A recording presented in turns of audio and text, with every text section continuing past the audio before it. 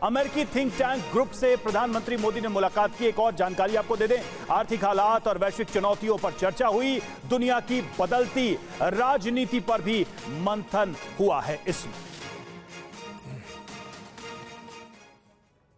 और देखिए, अमेरिकी एक्सपर्ट ग्रुप से मिले हैं प्रधानमंत्री नरेंद्र मोदी। इस मुलाकात में, इस मीटिंग में क्या हुआ है, अब उसकी एक एक डिटेल TV9 भारतवर्ष आपको देने जा रहा है। एक्सपर्ट ग्रुप से मुलाकात, Michael Froman, Daniel Russel, Max Abrahams, Jeff M Smith, Elbridge Colby और गुरु साल्वे, इनसे मुलाकात हुई। ग्लोबल मुद्दों पर चर्चा हुई। वैश्विक राजनीति, दुनिया के इस वक्त के जो मौजूदा आर्थिक हालात हैं उनको लेकर डिस्कशन हुआ है। आतंकवाद एक बड़ा मुद्दा रहा इन मीटिंग्स के दौरान भी। आतंकवाद की चुनौती और वैश्विक अस्थिरता जो इस वक्त पूरी दुनिया में नजर आ रही है, उसको लेकर भी अहम चर्चा हुई है।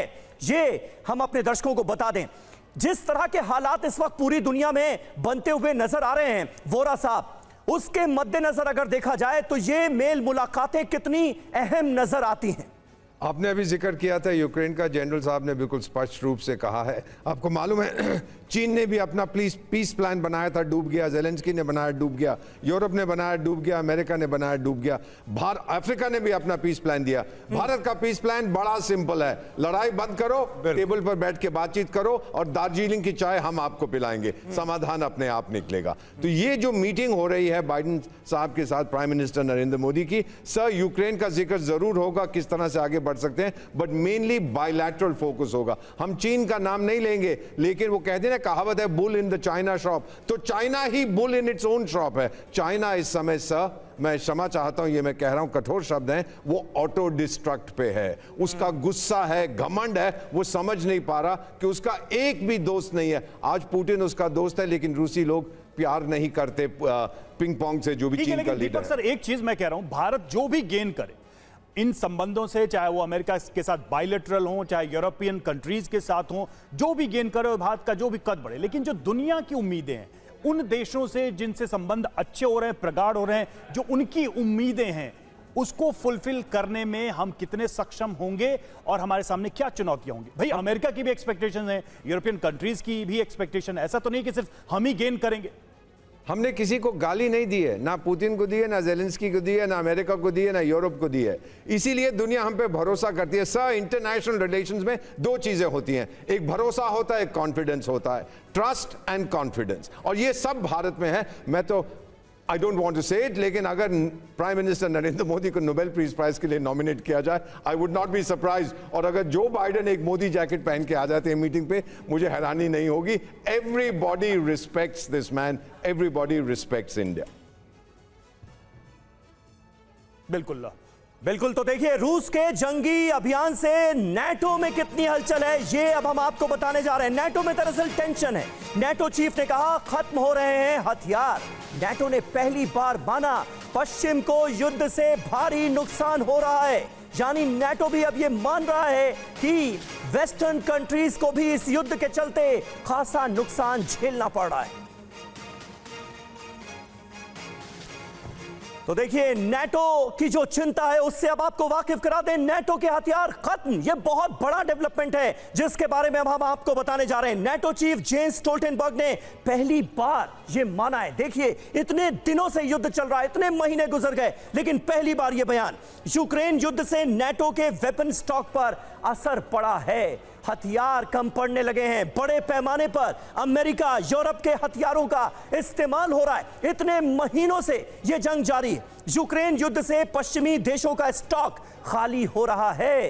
यह कहा गया है वेपन स्टॉक को लेकर तुरंत एक्शन लेना होगा, यह कहा गया है नेटो चीफ की तरफ से। वो नेटो जो कि यूक्रेन के पीछे खड़ा हुआ है, जिसकी बदौलत यूक्रेन इस जंग में टिका हुआ है, वो नेटो कह रहा है कि वेपन स्टॉक को लेकर हमें तुरंत एक्शन लेना होगा। रवि,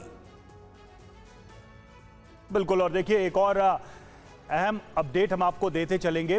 सबसे बड़ी बात यह है कि इस पूरे मामले में भारत की अगर बात करें तो नेटो ने भी धीरे धीरे ये एक्सेप्ट किया है, भारत की जो मजबूत स्थिति बढ़ती जा रही है। राजेश सर, ये सवाल यहीं से उठ रहा है कि नाटो की जो सिचुएशन है वो बड़ी कॉम्प्रोमाइजिंग होती जा रही है। ऐसे में नाटो के द्वारा भारत की शक्ति को, भारत की पोजीशन को, भारत के ग्लोबल स्टेटस को रिकॉग्नाइज करना कैसे देखते हैं आप? और तो एक क्वाड भी बन गया जिसको चाइना कहता है कि भाई ये तो एशियन नाटो है, जिसमें भारत एक इंपॉर्टेंट मेंबर।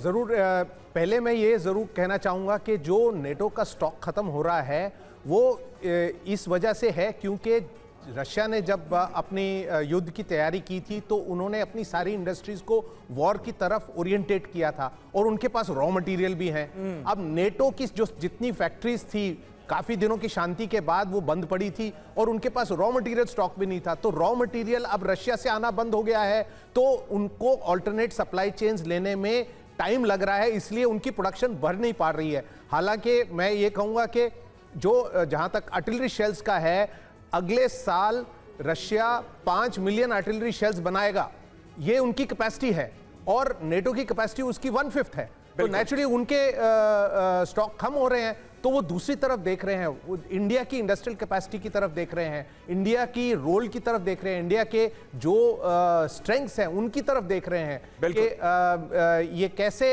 इनको जो है फोकस किया जाए। बिल्कुल बिल्कुल सही बात है। लेकिन वोरा साहब देखिए, मेरी दिलचस्पी और मेरे जैसे तमाम करोड़ों लोग होंगे दुनिया भर में जिनकी दिलचस्पी इस बात को लेकर होगी कि रूस यूक्रेन जंग के मद्देनजर क्या होगा, इस मुलाकात में फॉर्मूला क्या निकल सकता है। आज की तारीख में भारत के दबदबे को अमेरिका भी मानता है, रशिया भी मानता है, यूक्रेन तो मानता ही है, दुनिया के तमाम ताकतवर मुल्क भी मानते हैं। ऐसे में रास्ता कैसे निकल सकता है, क्या निकल सकता है, वो फॉर्मूला क्या होगा?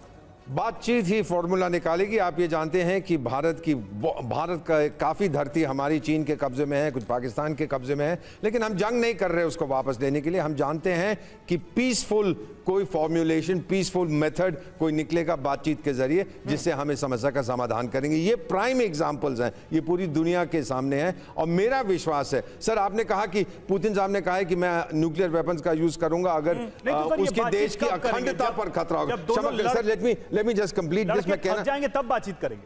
मैं इतना कहना चाहता था आपसे सर कि रूस की अखंडता को यूक्रेन से कोई खतरा नहीं है। आपको याद होगा जब सोवियत संघ टूटा था, पुतिन साहब ने कहा था ये दुनिया की सबसे बड़ी ट्रेजेडी है। फिर नेटो बढ़ता गया, लेकिन पुतिन का ध्यान चेचनिया पर था, वो रशियन फेडरेशन की यूनिटी को बरकरार रखना चाहता था। आज भी यही कहता है, मुझे कमजोर करने की कोशिश कर रहे हो, नो प्रॉब्लम, लेकिन मेरी अखंडता को तोड़ा तो फिर मैं काबू में नहीं आऊंगा। वो सही कह रहा है।